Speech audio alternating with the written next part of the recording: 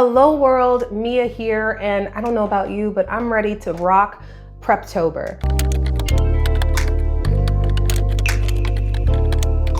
So this is my first NaNoWriMo that I'm participating in. I'm so excited because I've been sitting in the back of the classroom, it feels like, watching everybody else get books written during NaNoWriMo, and I've just been sitting here like, one day. And today is one day, and I'm so excited. I wanted to share how I'm preparing for NaNoWriMo and how I am making the most of PrepTober. So I will admit that for NaNoWriMo, my goal is to finish my first draft of my book. I have about 50,000 words left to write, which is about the amount that you are tasked to write during NaNoWriMo, which of course is a suggestion, but it's the goal, right? And my goal is to finish my novel, but also I want to start working on book 2. My novel is one of 2 books in a duet in a series called The Devils of DC. So if you want to hear all about the books that I'm writing currently, watch the video here, somewhere, video up here,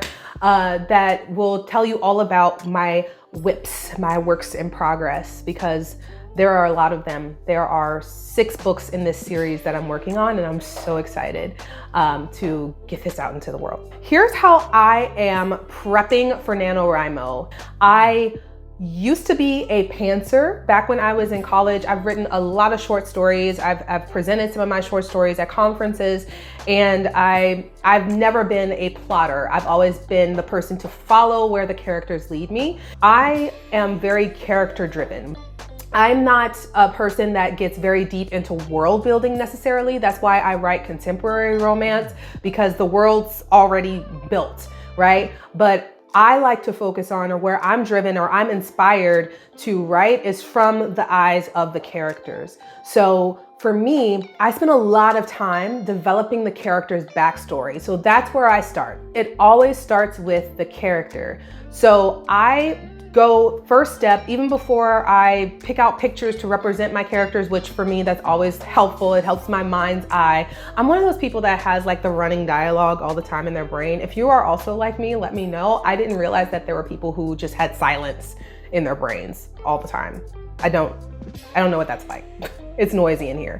But anyway, the way that I start is by visualizing my character as they are today and working backwards to uncover how they got to be the person that they are today. So I, in a document, write a full narrative of their life from birth to them now.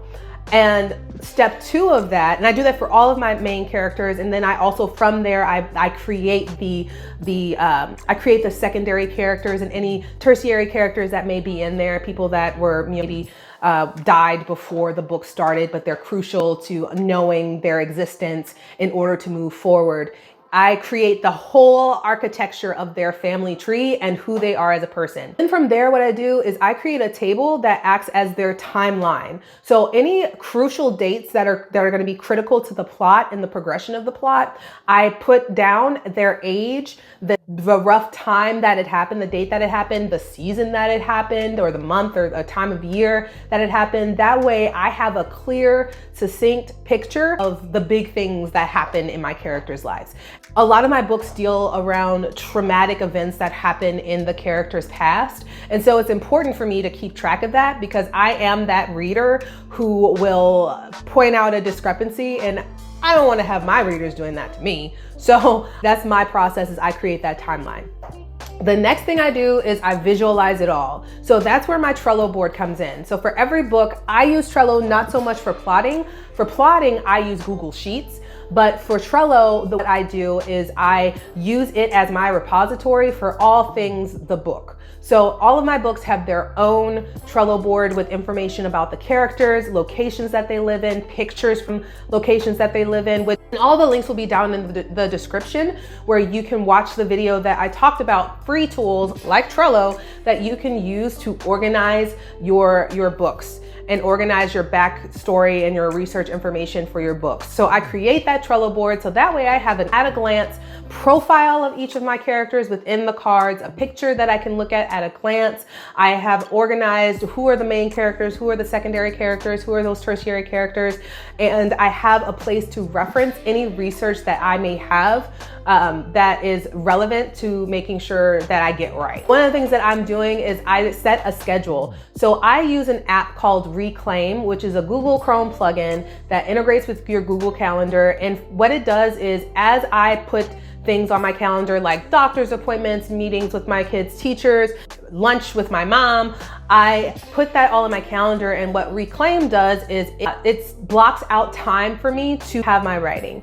So I put that on the schedule, I put that on the calendar, and I guard that time really, really fiercely. So that way I can get writing under my belt and it's not completely at 11 o'clock midnight once all my kids are asleep.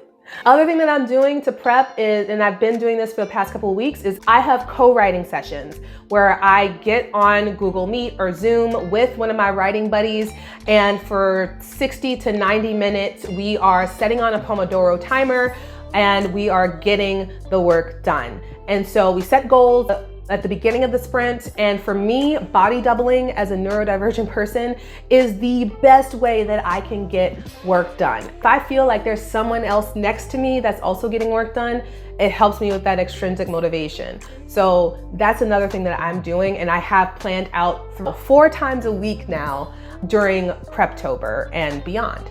Lastly, the thing that I'm doing that has always been very important to me, and it may be important to you too, is to track your progress. So there's all kinds of tracker tools out there that you can work towards your goals, but I have my own. I just use a Google Sheet that tracks my word counts, and it has formulas in there to show me how many words I wrote in a sprint, how many words I have until I reach my goal, how many words I wrote per hour, per minute. And also I have a place to write down my notes, any distractions, any things that may have come up while I was writing. That's how I'm prepping for PrepTober, and I'm so excited to do NaNoWriMo this year. This is gonna be my first year, and to get my book written. So I hope you follow along with me.